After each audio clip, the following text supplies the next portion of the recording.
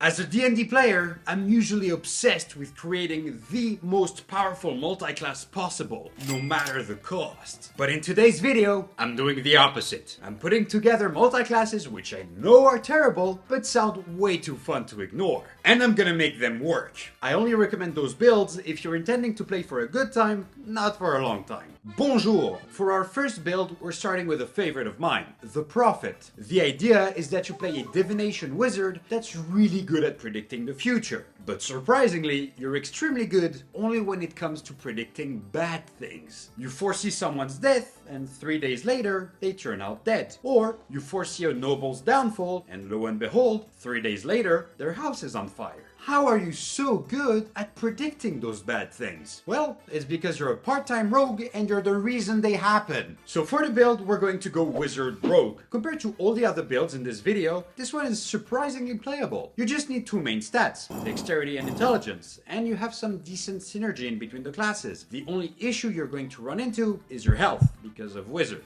But you can stay mostly ranged, so that should be fine, right?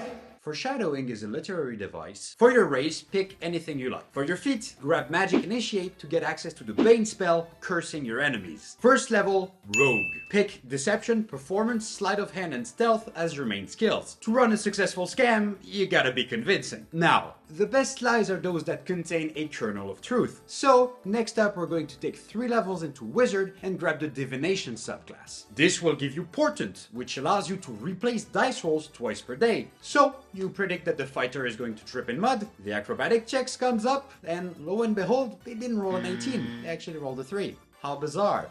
In addition, as a wizard, you're gonna get access to a ton of spells. The one you really want is Augury, allowing you to literally predict the future. It's a fantastic spell for any campaign, but especially for yours, because the material components of the spell can be rolling bones, adding to your whole voodoo shtick. And it's a ritual, so it doesn't even burn spell slots. On the way, make sure to grab the mage armor and shield spells, which will massively help with your AC. You can take a hit, but at least it's somewhat difficult to hit you. Then, back into rogue for 2 more levels, and you're going to pick your subclass. I'm sure many of you are thinking of the optimized way of making this build, which would be to grab the Arcane Trickster. It's an intelligence halfcaster, which means that it synergizes super well with the wizard. But like I said, we're here for a good time, not for a long time. So instead, we're going to grab the Soul Knife Rogue, which has 0 synergy with magic. But it does give us 3 things. First, Psychic Whispers, which allows you to talk telepathically to any person of your choosing, adding to the whole mystique of your character. Second, and more important, Psychic Blades, which are blades we can conjure out of psychic energy, which have a very particular property. They leave no mark if they deal damage, which makes them the perfect weapon for us. You'll be able to predict someone's death, and it will happen, of course, because you're going to go later and stab them in the neck, but there will be no wounds. So people will think that bad voodoo hit them and that your predictions were right. The third and final thing this subclass gives us are the psionic dice, which are dice that we can add to our ability checks, giving us a phenomenal deception and stealth to make sure we're never caught. As a side note, the other way of making this build was to go barbarian and divination wizard and just go to people and tell them, I'm a fortune teller and I see great pain in your future, and then just clock them in the face.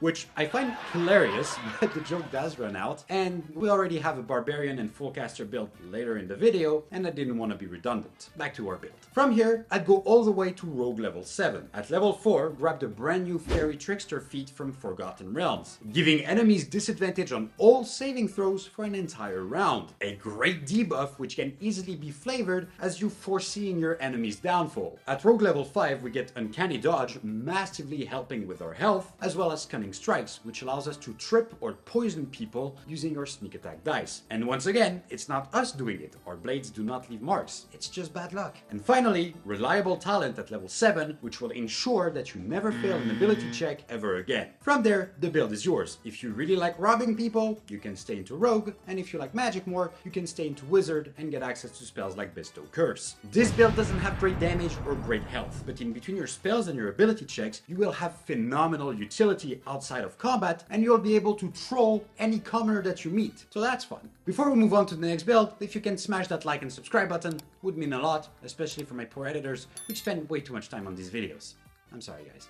Talking about multiclassing the Barbarian and a full caster, our next build is going to be the Bear Berserker. The idea is simple. Go Moon Druid to turn into a brown bear and gain tons of health, and be a Barbarian so that you can rage and resist all damage. This was a favorite build of mine during 5e, which unexpectedly got nerfed in the transition to 2024. The nerf came because wall shape was buffed actually. Back in 5e, the writing was, with the Moon Druid, that you could wall shape as a bonus action, or wall shape normally like a druid would, as an action. This meant that you could wall shape and rage on the same turn using an action and a bonus action, but now you can't. Both of them require a bonus action. So your combo takes 2 turns to get going. But the build did gain an unexpected buff, so it's worth exploring. For your race, pick Gnome so you have advantage on all mental saves, and for your origin feat, pick the Dragon Mark of Warding. Then first level into Barbarian for proficiency in con saves and rage. We're actually going to keep strength. Oh my god, I'm remembering Halcyon turning into a bear. That's awful.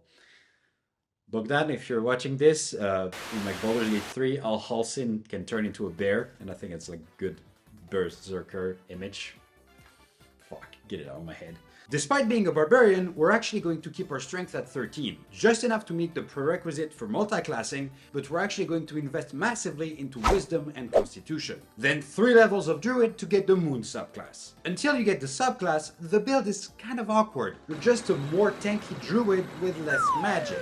But if you run out of magic, you can always cast Shillelagh on your stick and rage and attack your enemies. You won't do great damage because the rage bonus doesn't apply, but it's very caveman and I like it. But don't worry, that doesn't last long. At level 4, the build is active. With our origin feat being Dragon Mark of Warding, we have access to Armor of Agathis, which gives us temporary hit points and deals damage to enemies. It used to be that we had to have the temporary hit points from the spell to deal the damage, but now in 24, as long as we have temporary hit points active, the spell remains, meaning that when we wall shape and gain a ton of temporary hit points, we still deal cold damage to enemies who hit us. But we have one problem. How do we cast it? We need a bonus action to rage, we need another bonus action to wall shape, and now we need a third bonus action to cast Armor of Agathis. Well, there's a couple of ways. First, the spell lasts for an hour, so if you smell like there's gonna be any combat at any point during the next hour, cast it on yourself. But what if you're surprised and battle starts unexpectedly? Well, on your first turn, you could actually use your action to use the ready action and prepare to cast Armor of Agathis as a reaction right before your rage. Spell goes off, then you're golden. Well, not quite.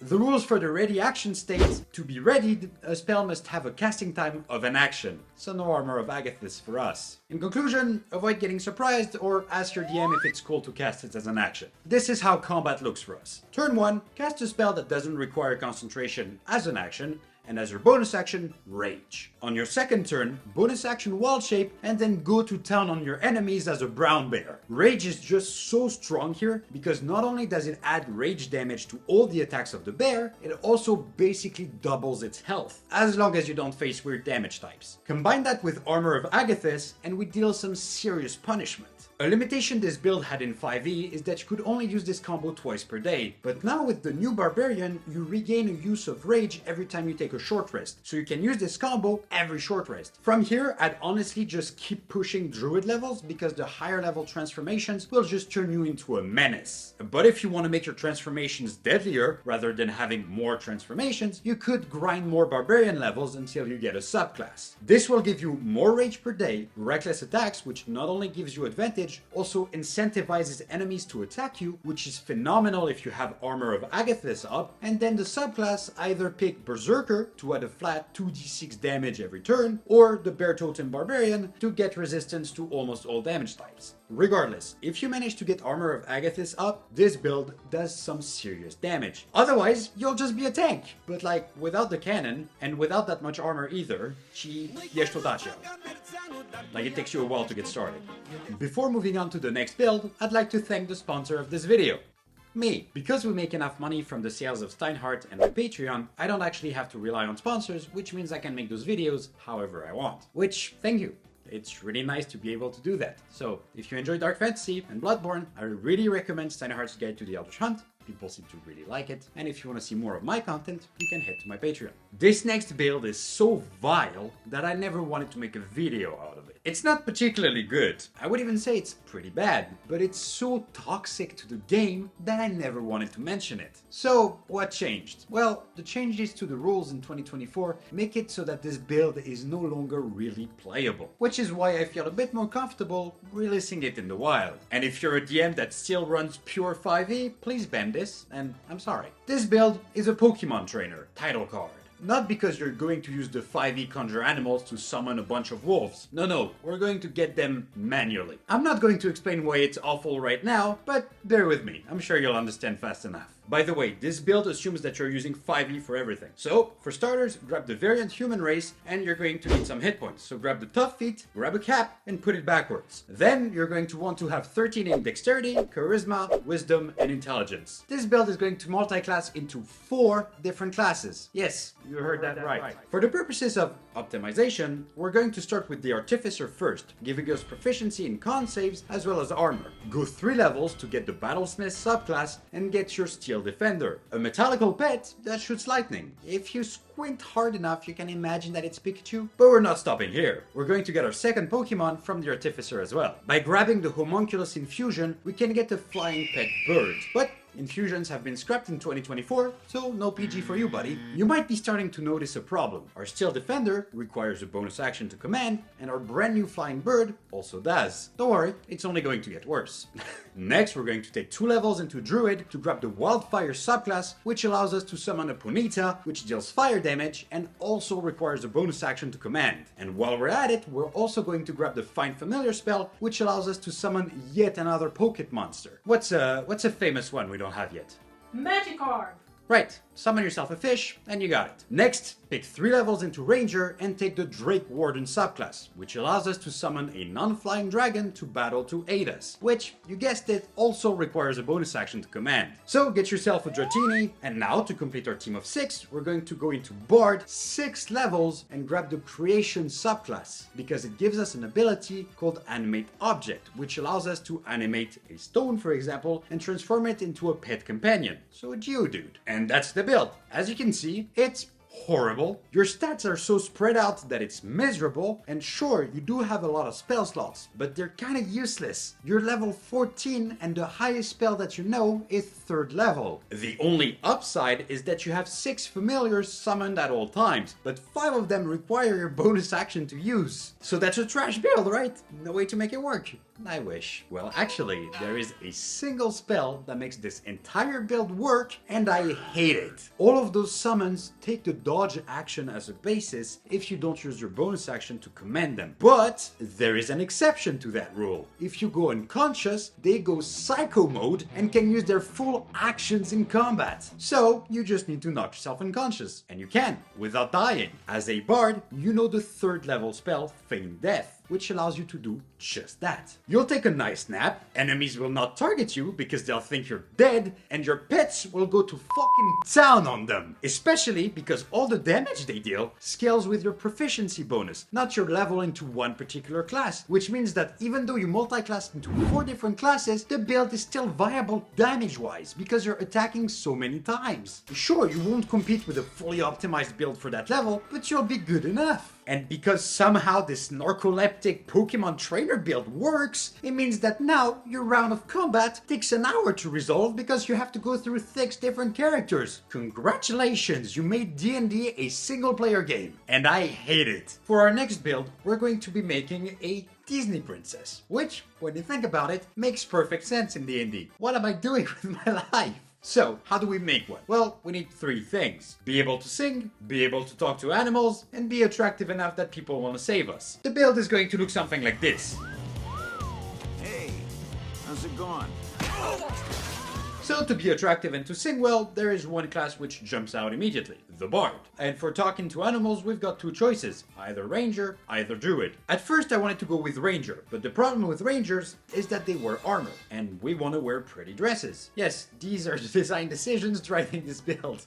So, we're going to go Druid instead. For your background, go Noble, giving you proficiency in History and Persuasion, and swap your Origin feat and grab Lucky instead, because they always are. Pick Human as your race, and for your your second origin feat, grab the Musician, which allows you to give heroic inspiration to your allies, which is so on theme. First level, go into Bard for dexterity saving throws and 3 more proficiencies. We're going to be singing with squirrels, so grab performance and grab animal handling. You can also get perception as well. Then multiclass into Druid to get all the animal spells. At first level, the most important ones are Speak with Animal, Animal Friendship, Find Familiar, and you can grab Absorb Element as well. Because this build is great at many things, but staying alive is not one of them. And this ain't no Disney movie. There ain't no Prince Charming coming to save you. You will get shot in the face. To optimize this build, we're actually going to keep our wisdom at 13, just enough for the multiclassing. Because all the druid spells we're going to get don't require attack rolls or saving throws. So we're going to get most of the utility of a druid without having to invest too many stats. Then back into Bard for 2 more levels and grab your subclass. College of Glamour is fantastic here. It allows us to charm or frighten people anytime we cast an enchantment or an illusion spell, and we're going to be making use of enchantment a lot. It already allows us to do a funny combo with Animal Friendship because we can charm a pet and, as part of the same spell, also charm its owner. At level 4, I love Mage Slayer as a feat on casters because it allows you once per short rest to automatically succeed on a mental save. And at Bard level 5, we get 3rd level spells. So grab a Hypnotic Pattern, allowing you to shut down entire encounters, and grab the new Cacophonic Shield. It's a crazy spell which gives ranged attacks against you disadvantage, deals damage to enemies in an area, and also deafens them. So just flavor it as you singing or screaming real loud. Which, if my wife is any comparison, the ladies are really good at doing.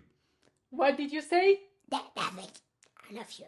From there, I'd go back into Druid for 2 more levels. Pick the Star Druid subclass, giving you Guidance and Guiding Bolt as new spells, and a new transformation that makes you shine. Because you deserve it, you beautiful 300-pound birded princess. The transformation we're mostly going to use is the Dragon, guaranteeing a minimum roll of 10 for all Wisdom, Intelligence, and Concentration checks we make, which is great. It also allows us to snag Spike Growth and the Animal Messenger spell, which is the ultimate Disney princess move. Nothing like running a squirrel into exhaustion to deliver a message to show that we're a true princess. Then back into Bard all the way. And you might be thinking, but why not stay in Druid? Aren't we missing on Conjure Animals? And you'd be right, but there's a few reasons we're not actually grabbing the spell. First, Conjure Animals is now an AoE that deals damage. It's not quite as princessy, summoning a ton of animals. Second, our Druid DC is super low, so it makes no sense to grab it on the Druid, considering that as a Bard with magical secrets, we can get it later. And that's the build.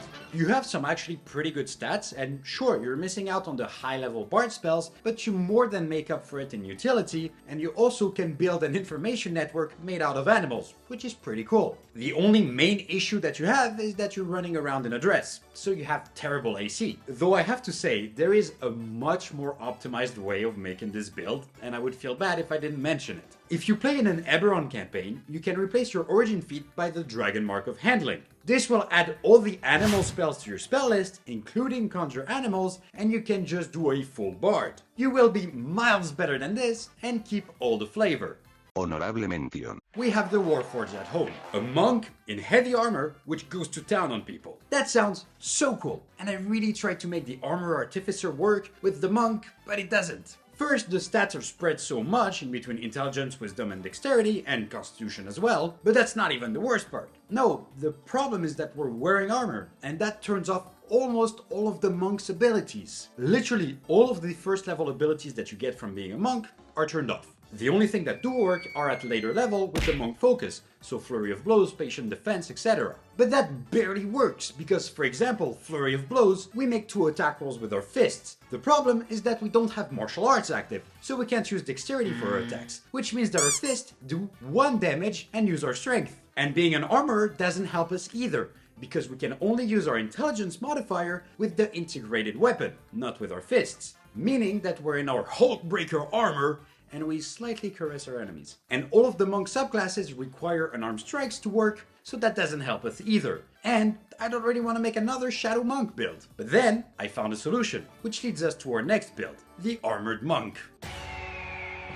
We don't actually need to be an Armorer Artificer to get a heavy Armored Monk. Sure, it would be cool as hell, but it's unplayable. Instead, we're going to make this build the viable way. For your race, grab Warforged and put on some heavy armor, which no one will ever be able to remove from you, making monks all over the world cry in unison. But don't worry, you'll make them cry, but for another reason. Your origin feat doesn't matter here. For your first level, you're actually going to go into Fighter, giving you proficiency with heavy armor, as well as strength and constitution saving throws, and 2 more skills. The only relevant skill for this build is athletics, and for the rest, grab whatever you prefer. We also get access to Second Wind for some nice bonus action healing, but more importantly, we get our fighting style. And we're going to grab Unarmed Fighting, which means that our fist attacks, if we're not holding a shield, are D8s. And for aesthetic reasons, we're not going to be holding a shield, because that's for pussies.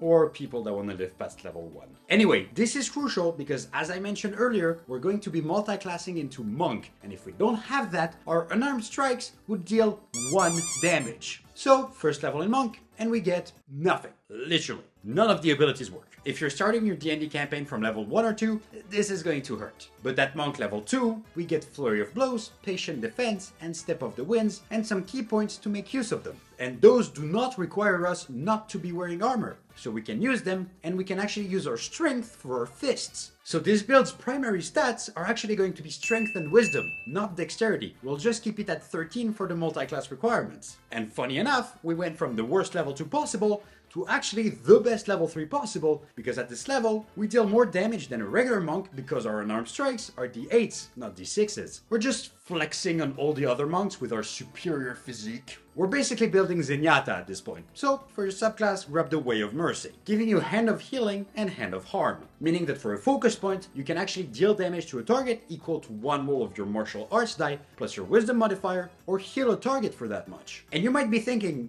wait a minute, we can't use martial arts. We're wearing heavy armor. You're right, we can't use martial arts, but we still have the martial arts die. And even though we can't use them for our fist attacks because martial arts is turned off, we can absolutely use them for our subclass abilities. The next level is actually going to determine which way you want to take this build. Because you have a good strength core, you can actually grab the Grappler feat and then later the Street Justice feat to make a full lockdown character which just grapples everything and then chains them up. Or if you don't like grappling, you can be more of a striker. I feel like I'm talking about MMA here, like, are you more of a Khabib or are you more of a John Jones? If you want to be more of a striker, I'd actually grab the Crusher feat because that will allow us to unlock a pretty mean combo. Let me explain. Take another level into Monk to get extra attack and then back into Fighter for 2 levels. This will give us a few things. First, Action Surge, which is just phenomenal on any martial character. Second, Tactical Mind, which gives us a better use for our Second Wind because we don't actually need the healing. And finally, our subclass, and we're going to pick